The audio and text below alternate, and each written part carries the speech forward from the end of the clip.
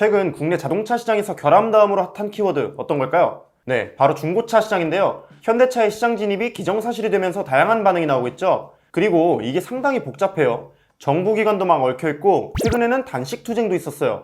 심지어 상생 방안을 찾아보자고 회의를 열었는데 폭력 사태가 일어날 뻔하기도 하고요. 지난 영상에서 현대차의 중고차 시장 진입에 대한 전반적인 내용을 다뤄드렸잖아요.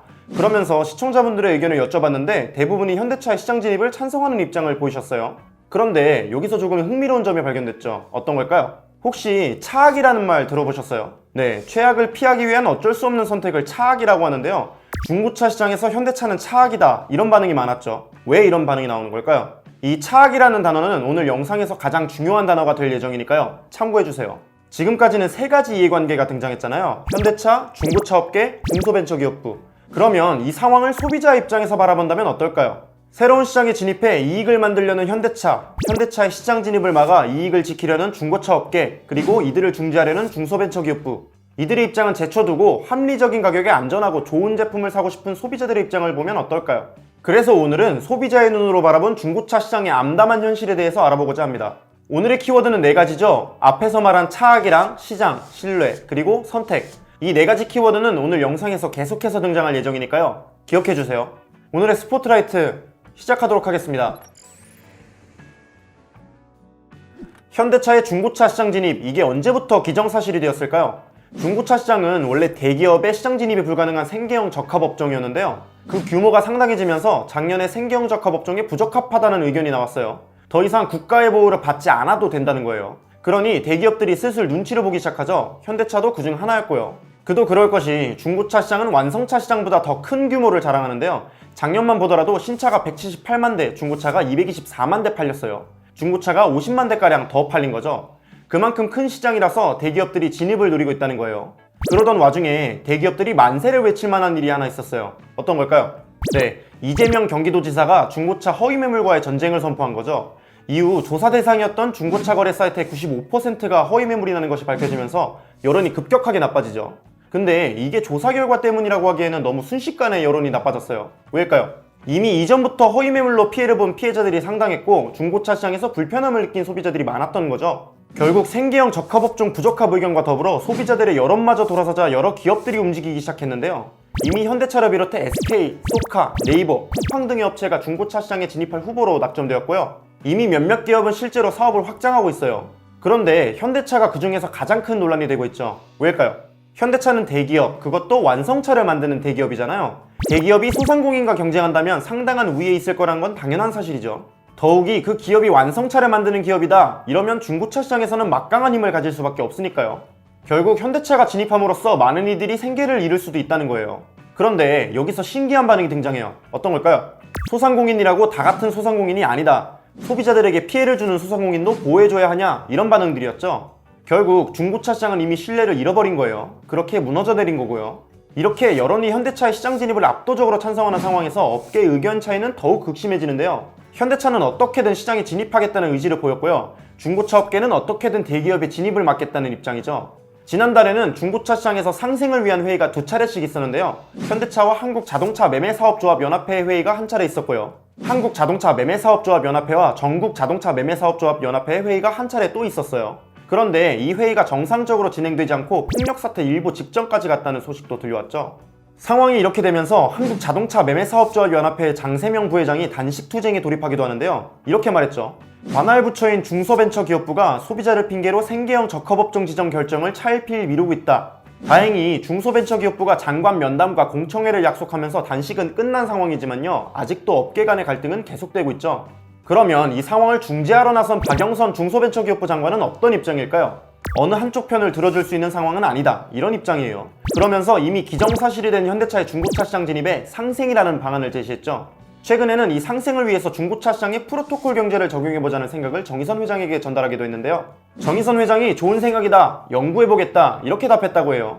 이 프로토콜 경제가 뭐냐면 기존의 플랫폼 경제에서 벗어나 블록체인 기술을 활용하는 경제인데요. 여기서 블록체인이란 게 쉽게 말하자면 공군거래 장부죠. 쉽게 말해서 현재 중고차 시장에서 거래 내용은 거래 당사자들끼리만 알 수 있잖아요. 프로토콜 경제에서는 이걸 시장에 참여하는 모든 사람들이 열람할 수 있는 거죠. 소비자들을 포함해 여러 사람들이 열람할 수 있으니 이를 서로 대조해서 데이터의 위조나 변절을 막을 수 있는 효과까지 있죠. 결국 현대차의 독점을 막기 위해 블록체인이 모든 중고차를 추적할 수 있도록 하겠다, 이런 말이에요. 근데 이 프로토콜 경제가 활성화되려면 선행되어야 할 것이 하나 있죠. 어떤 걸까요? 네, 바로 프로토콜인데요. 이게 뭐냐면 데이터 교환 방법 및 순서에 대한 약속이에요. 결론적으로 이 약속을 만들기 위해서는 시장 구성원들이 끊임없이 소통하며 신뢰관계를 만들어가야 한다는 거죠. 신뢰관계가 이루어지지 않는다면 당연히 프로토콜 경제도 이루어지지 않을 거고요. 이 때문에 프로토콜 경제의 실효성에 대해서 의문을 가지는 분들도 많죠. 네, 여기까지가 현재 중고차 시장과 관련해서 진행되고 있는 일들인데요. 현대차의 중고차 시장 진입은 기정사실이 됐고요. 남은 건 중고차 업계와의 상생 방안인 것 같아요. 어떻게 생각하시나요? 그리고 소비자들의 반응은 어땠을까요? 지난번 중고차 시장에 대한 저희 영상에 정말 많은 분들이 댓글을 남겨주셨는데요. 대부분의 시청자분들이 현대차의 시장 진입을 찬성하셨어요. 대표적으로 허위 매물 딜러들 때문에라도 현대차가 중고차 시장에 꼭 진입해야 한다. 중고차 매매업자들이 그동안 너무 심했다. 이번 기회에 뿌리 뽑아야 한다. 이런 반응들이 있었죠. 그런데 찬성은 하지만 우려의 목소리를 내시는 분들도 많으셨어요. 아무리 현대차라도 지금의 중고차 시장은 현대차가 들어오는 게 나을 것 같다. 지금의 중고차 시장을 믿느니 차라리 현대차를 믿겠다. 결론적으로 중고차 시장이 너무 문제가 되고 있으니 현대차라도 믿어야겠다. 이렇게 생각하시는 분들이 정말로 많았다는 거예요. 여기서 앞에서 말씀드렸던 키워드가 나오죠. 차악이요. 네, 최악보다 조금 더 나은 것을 뜻하는 말인데요. 중고차 시장에서 현대차는 차악이다. 이런 의견이 정말로 많았어요. 왜일까요? 아무래도 현대차가 완성차 시장에서 보여주었던 잘못된 모습들 때문이겠죠. 현대차는 이미 국내 자동차 시장의 72%를 독점하고 있잖아요. 그런데 우리는 그들의 모습에서 무엇을 볼 수 있었나요? 결론적으로 소비자들이 현대차의 중고차 시장 진입을 찬성하지만 동시에 우려의 목소리도 내고 있는 이유는 한 가지겠죠. 그들이 이미 많은 신뢰를 잃어버렸기 때문인데요. 품질 및 결함 이슈가 계속해서 논란이 되고 서비스 센터 행태도 많은 질타를 받고 있죠. 심지어는 이런 이야기도 있었어요. 현대차가 중고차 시장에 진입한다면 서비스 센터에서 결함 있는 차를 사들여서 살짝 손만 보고 중고차 시장에 내놓는 것 아니냐. 이건 이미 수입차 인증 중고차 시장에서도 만연한 것으로 알려져 있죠. 특히 전시차 같은 경우를 중고차 사업부로 넘긴 후에 좋은 가격에 되파는 경우가 많다고 해요.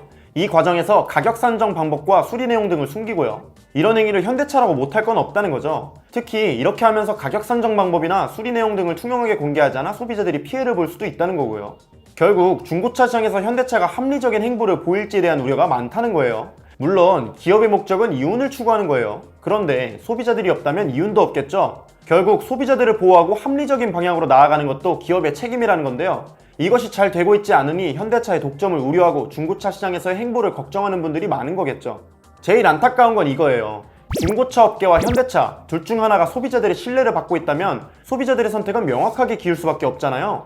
중고차 업계에 현대차가 들어오면 절대로 안 된다. 현대차가 무조건 들어가야 한다. 뭐 이렇게요. 그런데 지금 여론을 보면 어떤가요? 댓글을 기반으로 분석했을 때 90%에 가까운 소비자들이 현대차의 중고차 시장 진입을 찬성했어요. 그만큼 중고차 업계에 대한 소비자들의 반응이 부정적이라는 의미죠. 댓글에서도 그동안 중고차 시장이 보였던 모습에 대한 비판이 정말로 많았어요. 중고차 업계가 신뢰를 잃었으니 대부분의 소비자들이 현대차의 중고차 시장 진입을 찬성한다는 거예요. 그런데 현대차의 시장 진입을 찬성하는 댓글들 대부분이 이런 표현을 썼죠. 차라리 현대차라도 들어왔으면 좋겠다. 결국 현대차가 잘하고 있고 합리적이어서 찬성하는 것이 아니라요. 중고차 업계보다는 현대차가 나으니 찬성하는 분들이 많았다는 거죠. 만약 현대차가 소비자들에게 신뢰를 받는다면 역시 현대차가 들어왔으면 좋겠다. 이런 표현이 나왔어야 하지 않을까요? 결론적으로 국내 자동차 시장 자체가 신뢰를 잃어버렸다는 건데요. 여기서 오늘의 키워드가 등장하죠. 차악이랑 시장, 신뢰, 그리고 선택. 시장에서 신뢰받는 기업이 있다면 소비자들의 선택은 명확할 거고요. 이 선택은 최선이라고 불리겠죠. 그런데 지금 국내 자동차 시장에서는 신뢰할 만한 기업이 없는 것 같아요. 그래서 소비자들의 선택이 그나마 덜 나쁜 기업을 향하고 있고요. 이 선택은 차악이라고 불리겠죠. 우리는 왜 자동차 시장을 항상 걱정과 우려 그리고 의심의 눈빛으로 바라봐야 할까요? 우리의 선택지에는 왜 최선은 보이지 않고 최악과 차악만이 보이는 걸까요? 왜 항상 최종 피해자는 소비자인 걸까요? 오늘은 여러가지 질문들로 마무리를 지어볼까 해요. 한국자동차매매사업조합연합회 장세명 부회장은 이렇게 말했죠. 대기업이 중고차 시장에 진출할 경우 독점적, 우월적 시장 지배력을 가진 현대차의 이익만을 위한 시장으로 변질되어 소비자의 부담만 늘어날 것이다. 그렇다면 질문하겠습니다. 지금까지 중고차 시장은 중고차 업계의 이익만을 위한 시장이 아니었나요? 소비자들을 보호하면서 투명하게 잘 구성되어 있었나요?